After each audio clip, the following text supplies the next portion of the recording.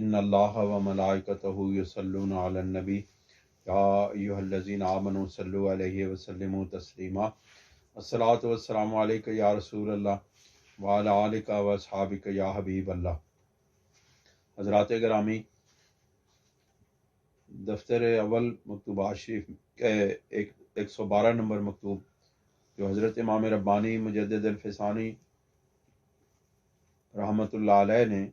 شیخ عبدالجلیل تھانیسری رحمۃ اللہ علیہ کو لکھا تھا، اور اس میں عقائد اہل سنت و جماعت کے متعلق گفتگو ہے، اور اس میں یہ بات بیان کی گئی ہے کہ اگر اہل سنت و جماعت کے عقائد میسر ہوں اور اس کے بعد اگر احوال اور مواجید یعنی تصوف اور روحانیت کے مقام اور مراتب نہ بھی طے کیے جائیں تو کوئی ایسی بات نہیں ہے، لیکن اگر یہ ان عقائد کی درستگی کے ساتھ ساتھ یعنی اہل سنت و جماعت کی عقائد کی درستگی کے ساتھ ساتھ اگر وہ احوال و مواجید یعنی روحانی مقامات اور مراتب عطا کر دیں، رب ذوالجلال عطا فرما دے،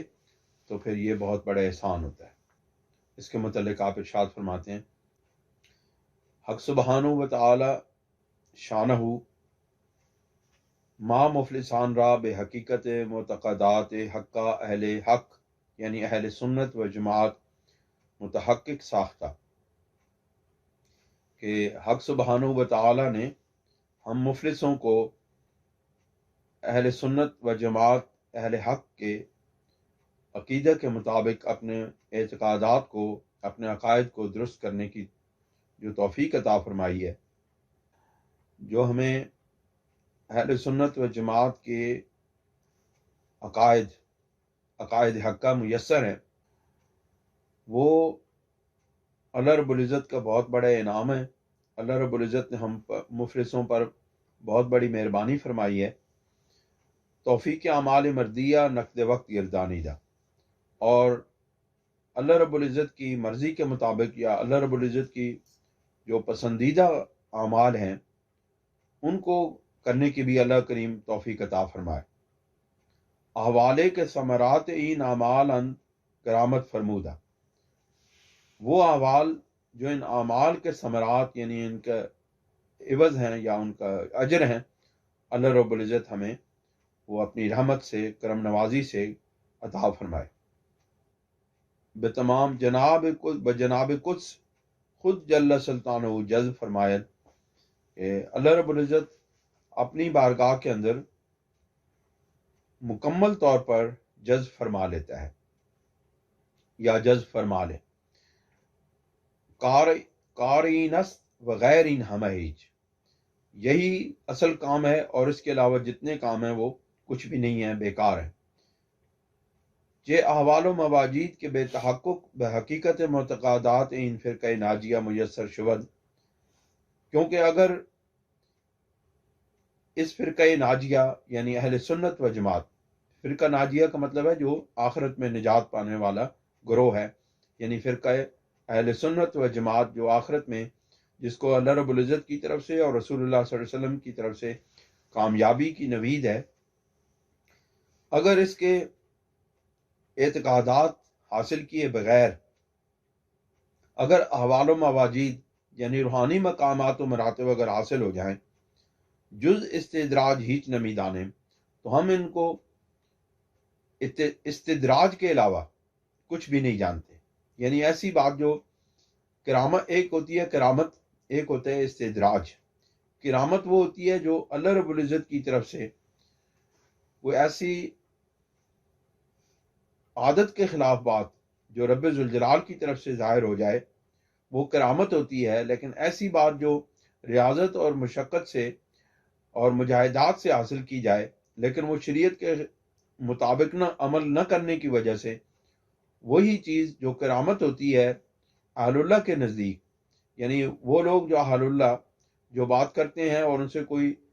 خلاف عادت بات صادر ہو جاتی ہے لیکن ان کے اعمال شریعت کے مطابق ہوتے ہیں تو اس کو کرامت کہتے ہیں۔ لیکن وہ لوگ جو صحیح اہل سنت و جماعت کے عقائد کے خلاف عقائد رکھتے ہیں، دوسرے فرقوں کے لوگ ہیں یا دوسرے مذاہب کے لوگ ہیں، وہ جس وقت اس طرح کی ریاضت اور مشقت اور مجاہدہ کرنے کے بعد، یا اس کے اندر ممارست یعنی کہ اس کے اندر مہارت حاصل کرنے کے بعد ان چیزوں میں جب ان کو کوئی اس طرح کی خلاف عادت چیز میسر ہو جاتی ہے تو اس کو استدراج کہتے ہیں۔ آپ فرماتے ہیں کہ ہم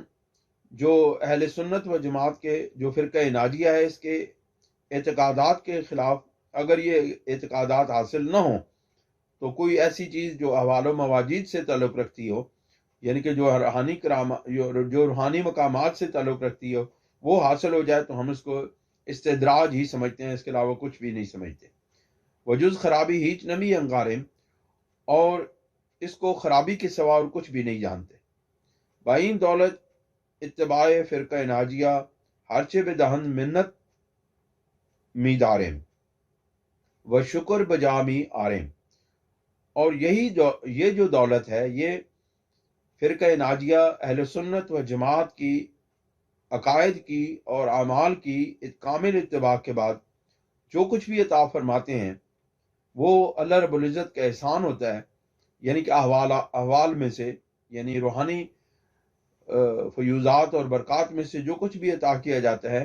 وہ اللہ رب العزت کا احسان ہوتا ہے اور ہم اس کا شکر بجا لاتے ہیں۔ وہ اگر ہمیں را بدہن و ہیچ از احوال و مواجید نہ دہن باک نہ دارے، اور اگر اللہ رب العزت ہمیں ان بزرگوں کے اس فرقہ ناجیہ کے عقائد کے مطابق اپنے عقائد عطا فرما دے اور ان کے مطابق اپنے عقائد کو درست کرنے کی توفیق عطا فرما دے، اور ہمیں یہ روحانی مراتب اور مقامات یا فیوز و برکات نہ بھی عطا فرمایا جائے تو ہمیں اس سے کوئی غرض نہیں ہے، کوئی ڈر نہیں ہے، کوئی خوف نہیں ہے۔ وہ راضی ہیں، اور ہم اسی پر راضی ہیں کہ اللہ رب العزت نے ہمیں اہل سنت و جماعت جو فرقہ ناجیہ ہے اس کے عقائد عطا فرما دیے ہیں، اس کے مطابق عقائد عطا فرما دیے۔ وز بعض مشائخ قدس اللہ تعالی اسرارہم کے در غلب حال و سکر وقت بعض علوم و معارف متضادہ آرائے صاحبہ اہل حق بظہور میں آئین، اور وہ بعض مشائخ جو غلبہ حال کی وجہ سے، یعنی جس وقت وہ مراقبات کرتے ہیں، ذکر الہی میں مشغول ہوتے ہیں، تو ان پر ایسی کیفیات طاری ہوتی ہیں، وہ عشق و محبت میں اس طرح ڈوب جاتے ہیں یا اس طرح مستغرق ہو جاتے ہیں کہ وہ ان کی زبان سے کوئی ایسی باتیں صادر ہو جاتی ہیں جو کہ اہل سنت و جماعت کے جو سلف صالحین ہیں ان کی آراء کے خلاف ہو جاتی ہیں، ظاہری طور پر ان اہل حق کی صاحب آراء کے خلاف ہو جاتی ہیں، یعنی جو درست آراء ہیں ان کے خلاف باتیں ظاہر ہو جاتی ہیں۔ چون مبنائے ان کشفست معذورن، چونکہ یہ جو اہل سنت و جماعت کے بزرگوں کے آراء کے خلاف اگر کوئی بات صادر ہو گئی ہے ان بزرگوں سے، یعنی مشائخ سے سلوک کے طے کرنے کے دوران میں، تو پھر کیا ہوتا ہے، وہ اس وجہ سے معذور ہیں کیونکہ ان کو یہ بات جو میسر ہوتی ہے یا جو بات وہ ظاہر ہوتی ہے ان سے، یا جو بات جو وہ گفتگو کرتے ہیں وہ چونکہ کشف کی وجہ سے ہوتی ہے، اور لہذا کشف کے اندر وہ معذور ہیں کہ فردہ بیان مواخذہ نہ نمائیں، اور پھر آخرت میں ان سے اس بات کے اوپر کوئی مواخذہ نہیں ہوگا۔ حکم مجتہد مختی دارن کہ خطائے او را نیز یک اجر خواہد بود، اور وہ خطا کرنے والے مجتہد کا حکم رکھتے ہیں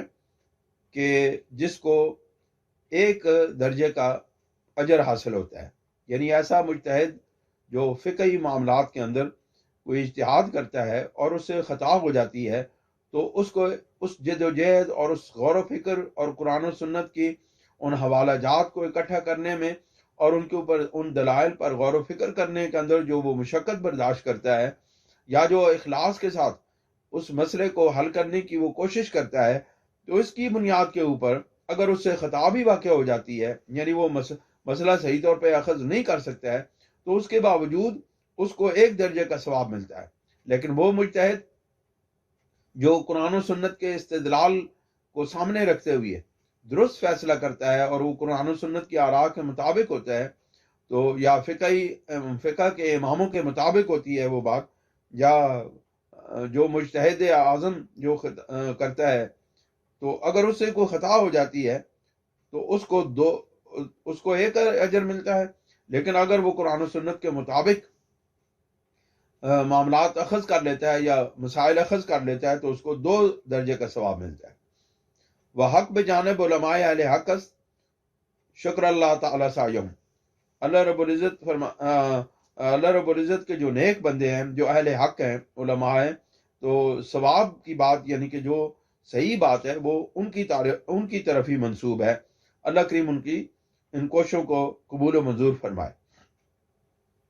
اس کی وجہ پھر بتاتے ہیں، زیرا کہ علوم علماء مقتبس از مشکات نبوت است علی صاحب الصلاۃ والسلام متحیہ، کہ معید است بوحی قطعی، کیونکہ اس کی وجہ یہ ہے، ان کے حق پر ہونے کی وجہ یہ ہے، علماء اہل حق کے حق پر ہونے کی وجہ یہ ہے کہ انہوں نے جو علوم اخذ کیے ہیں، علماء نے جو علوم اخذ کیے ہیں وہ حضور سرور دو عالم صلی اللہ علیہ وسلم کی مشکات نبوت، یعنی انہوں نے نبی کریم علیہ الصلوۃ والسلام کی نبوت کی روشنی میں یا اس کی شمع کی روشنی میں، اس چراغ کی روشنی میں جو نبوت کا چراغ ہے، علم کا، عمل کا، معرفت کا جو چراغ ہے، اس سے انہوں نے وہ علوم حاصل کیے ہیں، اور ان کی تائید وحی قطعی کے ساتھ ہوتی ہے۔ یعنی انہوں نے جو بھی فیصلہ کیا ہے یا انہوں نے جو علوم حاصل کیے ہیں وہ چونکہ قرآن و سنت سے اخذ کیے ہیں، اور قرآن جو ہے وہ وحی قطعی وحی ہے، اور وحی قطعی کا فیصلہ جو ہے وہ آخر ہوتا ہے۔ وہ مقتدائے معارف ان صوفیہ کشف و الہام است، اور ان صوفیاء کرام کا جو مقتدا ہے یا جو دلیل ہے وہ کشف و الہام کی بنیاد کے اوپر ہے۔ اگر سر موی مخالفت است از دائرہ ثواب بیرون است، اگر ان کے کشف اور الہام کے اندر ان علماء کی آراء یعنی قرآن و سنت کے دلائل کے خلاف اگر ایک بال کے برابر بھی مخالفت موجود ہو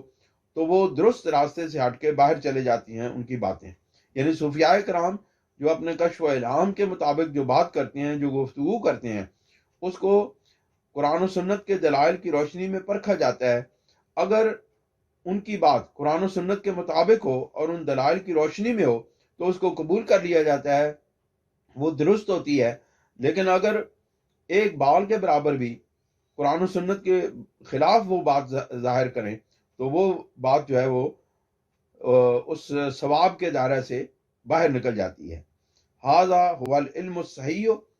والحق الصریح، یہ جو ہے یہ علم درست علم ہے، صحیح علم ہے، اور یہ کھلا ہوا حق ہے۔ فماذا بعد الحق الا الضلال، اور اس حق کے بعد بغیر جو بھی چیز ہے وہ گمراہی کے سوا کچھ نہیں ہے۔ رزقنا اللہ سبحانہ وإياكم الاستقامت علی متابعت سید المرسلین ظاہرا و باطنا عملا و اعتقادا علیہ وعلی آلہ الصلاۃ والتسلیمات۔ اللہ کریم ہمیں اور آپ کو حضور سرور دو عالم صلی اللہ علیہ وسلم کی اتباع پر ظاہری طور پر اور باطنی طور پر اور اعتقاد اور عمل دونوں کے اعتبار سے اللہ کریم ہمیں نبی کریم علیہ الصلوۃ والسلام کی مطابقت پر قائم رکھے۔ وآخر دعوانا ان الحمد للہ رب العالمین۔